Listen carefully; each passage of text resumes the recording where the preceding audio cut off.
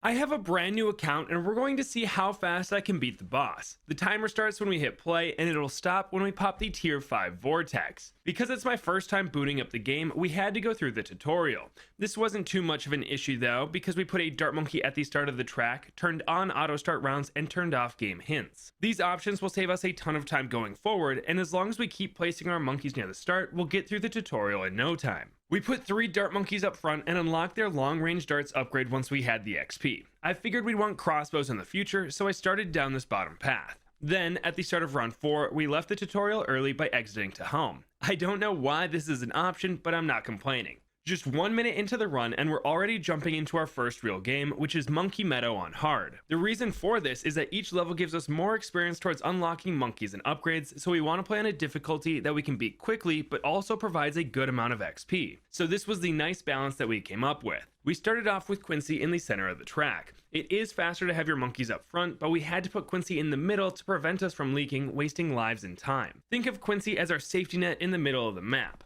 With this, we started placing dart monkeys at the very front. We got 2 of them down before unlocking the tack shooter. This guy is great at speedrunning rounds, as groups of them can shred through Moab layers quickly and you can have other towers clean up the insides. So we placed 2 down right below the track. A quick tip is that these guys do way better when placed below the track, as their tacks originate above where you place them, so more tacks can hit the balloons when they're placed like this. Anyway, I wanted to have an even split of dart monkeys and tack shooters throughout the early game, because a common problem is getting all of your experience on one monkey and relying on it to beat the first game. But the more we rely on it, the higher percentage of experience it gets, snowballing how reliant we are. So we're spreading out the XP this time around. We unlocked more tacks on our tack shooter on round 10 and made both of them 001s, increasing their tack count from 8 to 10 per attack. Then we went back to the dart monkey and placed 1 up top, as there was still room for a tower up there. At this point, we were popping the balloons right at the start, cruising through the rounds. Quincy barely had to pop anything, and it didn't really matter when he did. As long as it wasn't the last one of the round, it wouldn't slow us down. On round 12, we unlocked the Boomerang Monkey, a great tower for speedrunning, as its top path crushes dense rushes of balloons and its middle path has an ability that can pop Moabs quickly. For now though, we're going to focus on the tack shooter. We got a 3rd one down on round 13, unlocked even more tacks, and made all of them 002s. So now they shoot 12 tacks every time they attack. This let us pop rounds 14 and 15 very quickly, and we unlocked the bomb shooter. I figured we should probably get this guy now, as we'll need him for the leads coming on round 28. The worst thing we could do is forget about these and accidentally lose to them because we have no lead popping power. We let this run until round 18, where we got down 2 boomerangs next to Quincy, just as a safety net for when rushes get past our towers up front. This wasn't really needed at the time, but I'm glad we had them down for the early 20s. This is when stronger balloons like whites and blacks start coming, and they can be difficult to deal with, especially with low tier towers like what we have. So these weren't the fastest rounds, but we did manage to pop everything. Soon, camos and leads will start coming, so we spent most of our money upgrading our dart monkeys to 022s, placed a bomb shooter up front, and set it to strong. This way we can handle the camo rounds, be prepared to upgrade the dart monkeys to crossbows, and our bomb shooter can take care of the lead layers.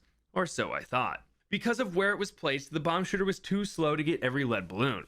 This caused me to panic buy a bomb shooter for the final 2 leads, and I misclicked, so we also bought a boomerang on accident. Thank goodness we had enough money to afford both of these monkeys, and with the second bomb shooter we were able to beat the round. This gave us the experience to hit level 7, which is when we can start unlocking military monkeys. The first one we unlocked was the sniper, and we instantly placed 2 of them down. Not only are these guys amazing at speedrunning, but we'll be using all of their upgrades in our fight against Vortex, so we need a ton of experience on them. After getting them down, we made a few changes to our defenses. We sold the boomers next to Quincy to replace them with dart monkeys for more camo detection. We sold the bomb shooter once we unlocked FMJ on the snipers, as they can easily pop all the leads, and we made all of our dart monkeys up front 023s. At this point, we got enough experience on the tack shooters to make them all 203s, drastically increasing their DPS. And by the time the Moab came on round 40, we also upgraded our only boomer to a 022. But this setup popped the Moab pretty quick, as we used Quincy's rapid shot ability to deal some burst damage, popping everything before the balloons made it to the second loop. The 40s aren't too challenging as long as you have camo detection, but they do provide a good amount of money.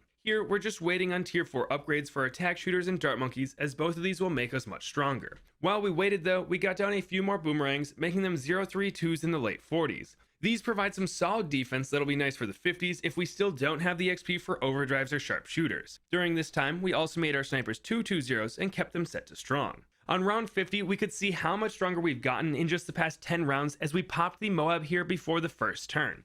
And after doing so, we finally unlocked our first tier 4 upgrade of the run, Sharpshooter. We instantly made the 2 dart monkeys by Quincy 024s and unlocked the ninja. While he won't be very useful for this run, we'll be using him a ton going forward as he's a great starting monkey and we might use his sticky bomb upgrade against Vortex. We got 3 ninjas down to start gaining experience and then spent a good chunk of change upgrading the crossbows up front to sharpshooters. I was afraid to do this earlier because it'll make the dart monkey get the majority of the XP, as this gets split by how much money you've spent on each monkey. But we had a lot of money saved up and I wanted to keep our time down. Right as around 60 BFB headed our way, we upgrade both our snipers to 230 bouncing bullets, which will provide great global damage, especially against packs of balloons. With this, we popped the round before the insides even made it around the first loop, and we didn't even have to use Quincy's level 10 ability to do so. But this brings us to round 63, and I was too busy reading chat to realize we were on this difficult round. The only thing that alerted me was how far the first ceramic rush was getting, so I used Storm of Arrows to take them out.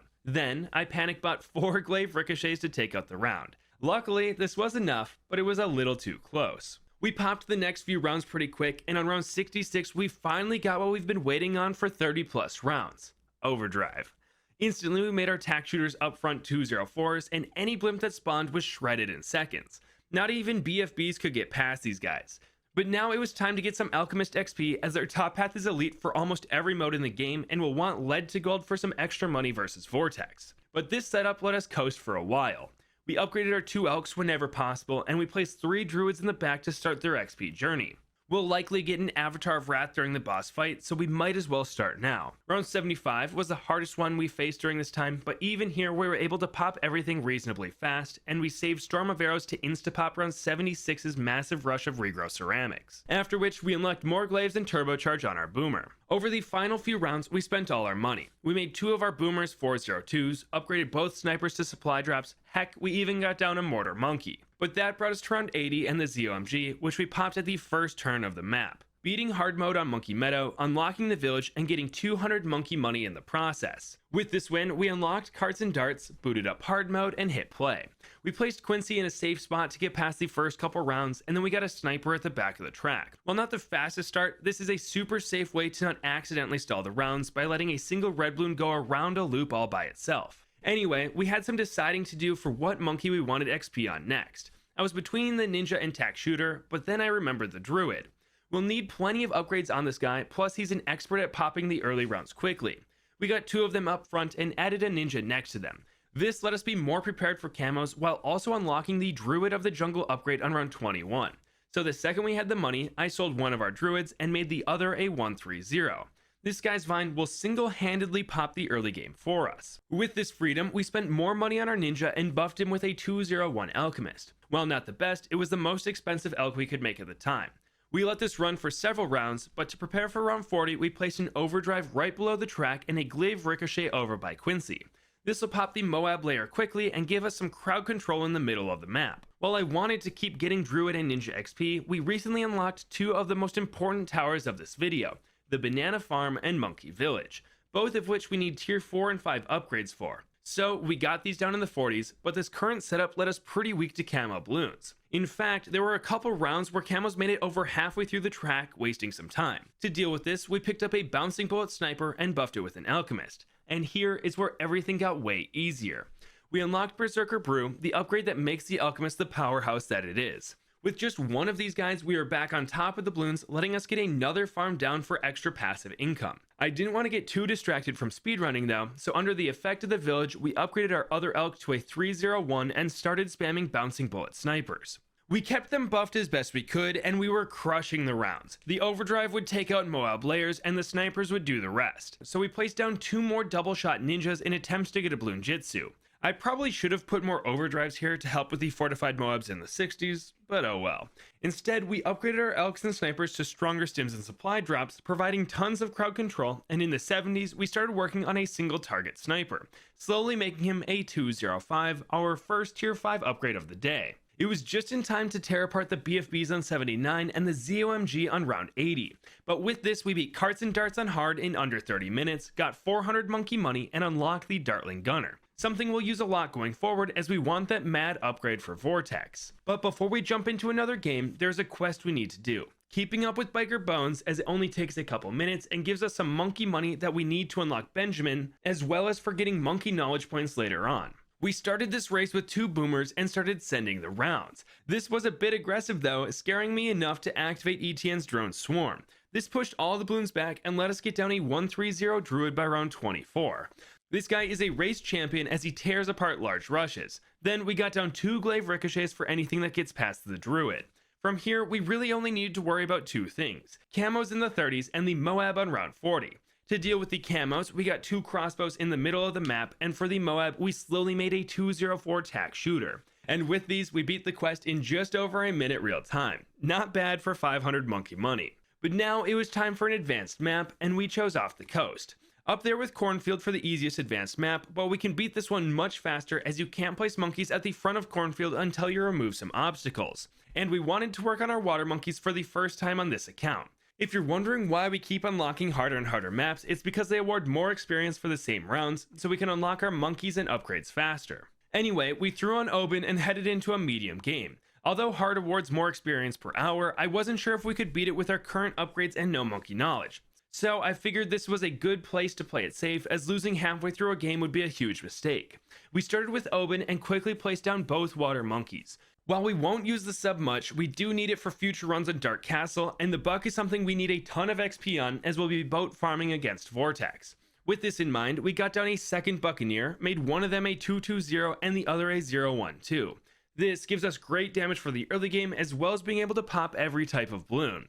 This was probably enough to let us save up for an upgrade like the Destroyer, but what gave me the confidence to pull the trigger on this big save up was the fact that we had Oben placing down brambles right behind our boats, so any little bloon that gets past will surely be popped quickly. With that, we saved up and made one of our bucks a 320 on round 29 and made our submarine a 200.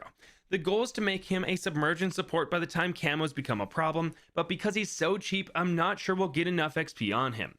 So for now, it's up to our Crow's Nest Buck, the Submarine, and Brambles to pop all the camos. This should be fine until the 40s, so we put 2 Druids next to Oben and made them 013s.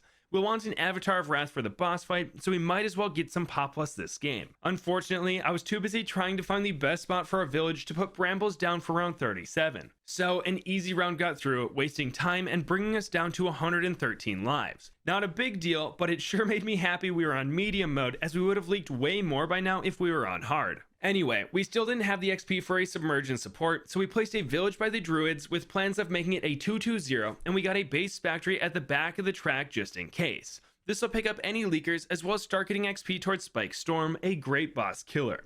This brings us to round 40, where we sold the submarine to get jungle drums on our village, and we popped the Moab right next to the druids. Then we made our village a 220 before any camos came in the 40s, and made our other boat a 013 merchantman for extra money. From here, we placed down 3 more druids of wrath, got our submarine back, and waited to unlock some upgrades. This took some time, but on round 51 we got access to Pop Lust and spent all of our money upgrading our druids to 014s. Then we finally got submergence support on our submarine, so our destroyer can help out with camo balloons now. This basically guarantees victory, so we started picking up towers for more experience.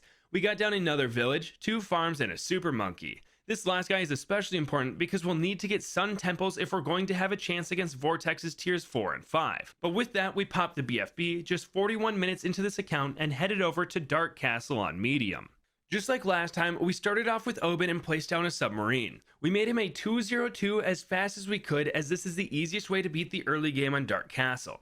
Then we just gave him some extra vision by placing down 2 camo detecting dart monkeys and got another 202 submarine. This gives us a ton of flexibility going forward, as we can basically get any monkey we want here and we won't lose. So we finally started getting XP on our Dartling Gunner. We put him on top of the castle wall and had him shoot down the center of the map. Then we got a banana farm before focusing on round 40. For this round, we upgraded our subs to 203s and buffed them with a Berserker Brew and a Jungle Drums village. This, combined with some brambles, was more than enough to pop the Moab and move on to the money-making 40s. We upgraded our Dartling whenever possible, but the pressing matter was to replace the subs with something better. We won't be using them much for Vortex, so I wanted to sell and replace them with something that we will use. In the late 40s, we decided to sell the subs and replace them with a 220 Spectre and a couple bouncing bullet snipers. This was a pretty fair trade against ceramics and lower, but we will struggle with Moabs in the 50s. We solved this with a 204 sniper, set it to strong, and then got our Spectre to a 320 spiked balls. From here, we just placed Hbom's wall of trees anytime they were close to full and focused on getting engineer and dartling XP. To round out the game, we removed all the trees to make our snipers better, and we pretty easily popped the round 60 BFB. Just like that, we beat our first expert map, but we still had several things on the list to unlock before starting Vortex. At a minimum, we needed to get Benjamin, the Mad, Trade Empire, Central Markets, Bloon Trap, Overclock, BRFs, and Sun Temples. This shouldn't be too long though, as we can just beat Off the Coast on hard a few times and get tons of experience. So that's what we did. The first time through, we focused on boats, beating the early game with a destroyer, and we got through the 40s with a Bloon Jitsu Ninja, buffing both with a 220 village. From here, we got 2 marketplaces for farm XP and upgraded our destroyer to an aircraft carrier. This will beat most of the rounds for us as is, giving us the flexibility to get our lower tier monkeys down. To take advantage of this, we got 2 super monkeys and upgraded them whenever possible, picking up the likes of epic range and knockback. This provides a good amount of support currently and lets us spend more money on them. Then we finished off the game by placing a ton of sentry gun engineers, 4 hydro rocket pods, and 2 more supers. An odd way to end a run, but with this we easily beat Off the Coast on hard, which gave us the monkey money to get Benjamin. We ran this game mode back again, but this time starting with a sub and engineer. The Bloon Trap is essential to our farming, so we have to get it before starting the boss fight. But this let us save up for Hbomb and eventually make our engineer a 203 double gun. We sold our submarine in the process as we don't need any more XP on him, and this engineer is more than enough to handle the rounds on his own. Plus we have Hbomb for the camos and leads coming soon. Preparing for round 40, we got a 120 Dartling Gunner, 4 druids, and an alchemist. From here, we buffed everything with a village and made our way to getting 6 Populus druids. This is a very common chimp strategy, and we were using it to unlock the Avatar of Wrath. While waiting for this upgrade, we started placing down rocket storms. We had about 2.5 of them down before unlocking the final druid upgrade, the Avatar of Wrath, so we sold all of our druids and replaced them with a 320 Sun Avatar. This way we could continue popping the rounds, but instead of getting worthless druid XP, we'd get useful super monkey XP. We buffed this guy with an alchemist and spent the rest of our money on Dartling Gunners, easily cruising through round 80. On to our last run before Vortex. We started off with the engineer again as we only needed a little more experience on him, and we backed him up with a sniper to reduce leaks. I should have placed the sniper a bit earlier to save some time, but mistakes were made. Anyway, from here, we made our engineer a 210 and saved up for Hbomb, getting him at the start of round 14. This made the game really easy, letting us get a Dartling Gunner and Super Monkey down. This, along with a Village and Alchemist, barely let us beat round 40, but we were able to move on, slowly upgrading our Super Monkey to a 220 and then buffing it with a Berserker Brew. But this brings us to round 49, where we finally unlocked Overclock, the last upgrade we needed on the engineer. So we sold him and upgraded our Dartling to a Rocket Storm. This let us save up for a Sun Avatar, which we got on round 61. We might be able to win as is, but we backed up this Avatar with another Dartling Gunner, letting us unlock the Mad on round 69. Probably the most important upgrade of the run so far. But with that, we really only need Super Monkey experience. So we sold our Dartlings, got down another Super Monkey, and worked on getting him to a Sun Avatar as well. Right before buying this upgrade though, it hit me. The only way we can pop purples right now is with our Alchemist or Hbomb's abilities, and I was not going to lose to purples just because I sold my non-XP needed monkeys. So we upgraded a village to a Mib on round 74. This is perfectly fine because we still have plenty of popping power and we want a little more village XP going into the boss fight, as we have the Monkeyopolis but not the Homeland Defense yet. Anyway, on round 75, we unlocked the Sun Temple, almost finishing every task we had. All that's left is getting the Spike Storm, so we spent the rest of our money placing down Spactories. This was more than enough to win, but even with a few rounds of these guys down, we didn't get the XP for this tier 4 upgrade. But that is no excuse to not head into Vortex, as we're an hour and a half in with almost every upgrade we want to unlock. We spent the next few minutes picking out what monkey knowledge points to get and trying to find the boss challenger, which was a little embarrassing, but at the 1 hour and 35 minute mark, we were into the boss event. We started off with a submarine in the top pool and hit play. This normally lets us get all the way to Benjamin in a boss event, but that's on my main account with full monkey knowledge. Here, it started struggling early. We leaked 13 balloons on round 4 and 5 more on round 5, as those early yellows were pretty scary.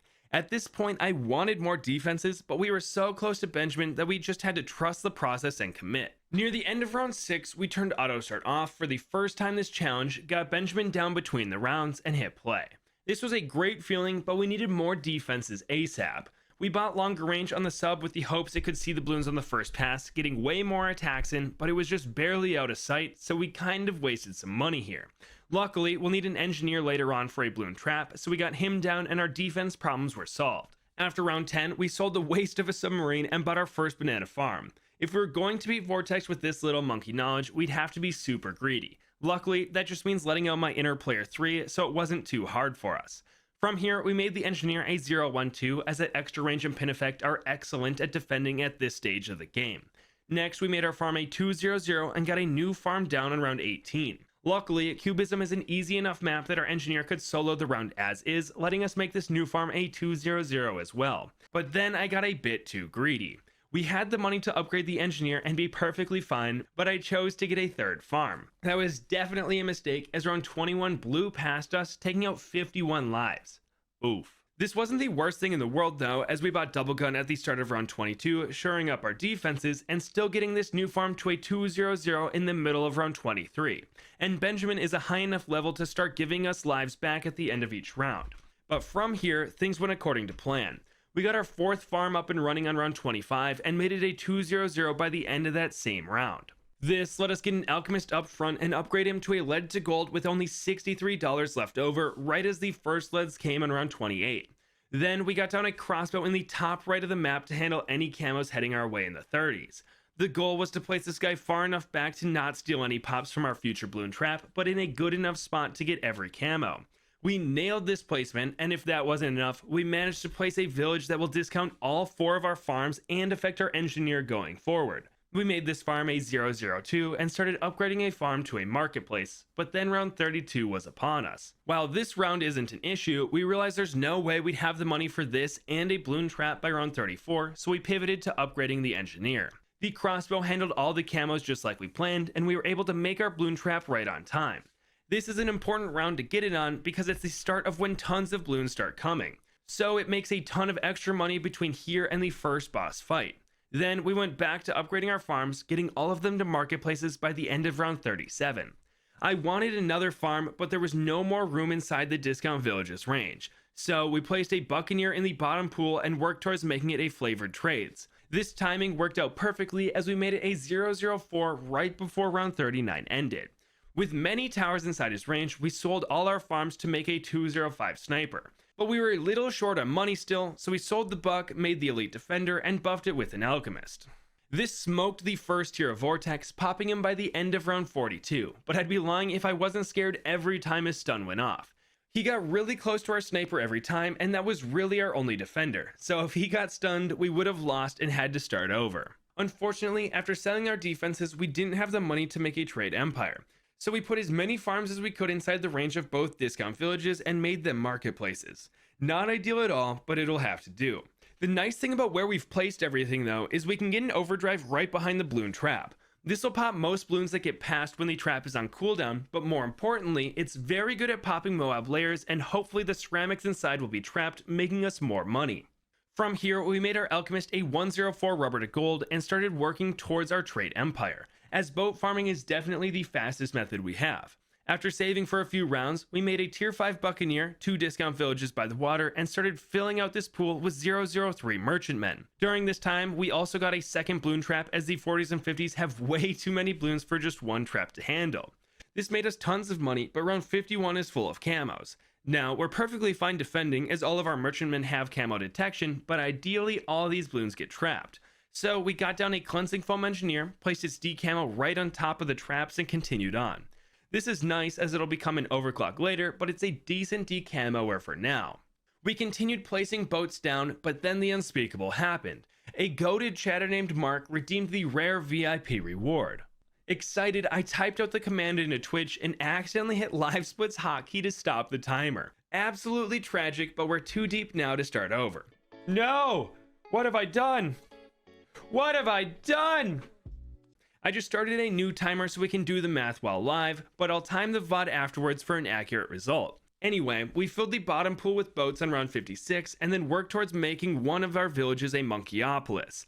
This is great as not only does it make good money for its price, but it also affects tons of our boats and both bloon traps, so all of them will be making extra money. The only problem is that this brought us down to almost no money, and we faced tier 2 Vortex in a couple rounds. Through round 60, we didn't spend any more money on farms or boats. Instead, we just got a rocket storm near the back of the track. This left us with about 17k when Vortex appeared for his second fight, so we needed $43,000 more to take him down. I wanted to just wait it out and generate the money via boats, but when round 61 started and we only got up to 28 grand, we realized some selling had to be done. Goodbye most of our boats, and hello mad. This started chunking down Vortex's health bar, but without our boats, we were super weak to balloons. So we got a more glaives up front to handle any rushes, as that should be far enough away from Vortex to not get stunned. What wasn't far enough away though was our Dartling gunner.